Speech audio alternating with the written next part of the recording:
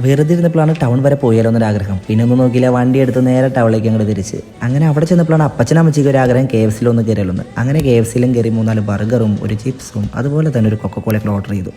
ജൂലാപ്പോണ് പുതിയ ആഴ്ച അങ്ങോട്ട് സ്റ്റാർട്ട് ചെയ്ത്. ജൂലാപ്പോൻ്റെ കഴിപ്പ് ആഹാ ഓഹോ ഈഹി. അമ്മച്ചിയാണെങ്കിലോ ഇതിപ്പോൾ തീരുമല്ലോ എന്ന് വിചാരിച്ചാണ് അമ്മച്ചിയുടെ കഴിപ്പ്. അപ്പനും മോളുവാണെങ്കിൽ വാദിച്ചാണ് കഴിക്കണേ. ഞാനും വിട്ടുകൊടുത്തില്ല, ഞാനും അങ്ങോട്ട് കഴിച്ച്. ശുക്കുനാണെങ്കിലോ ഇതിലൊന്നും താല്പര്യമില്ല. അവന് കൊക്കക്കോള മതി.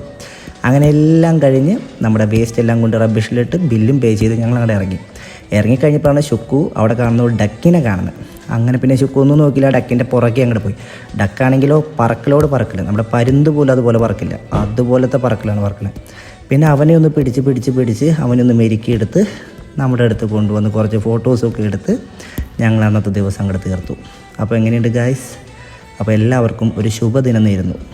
ബൈ.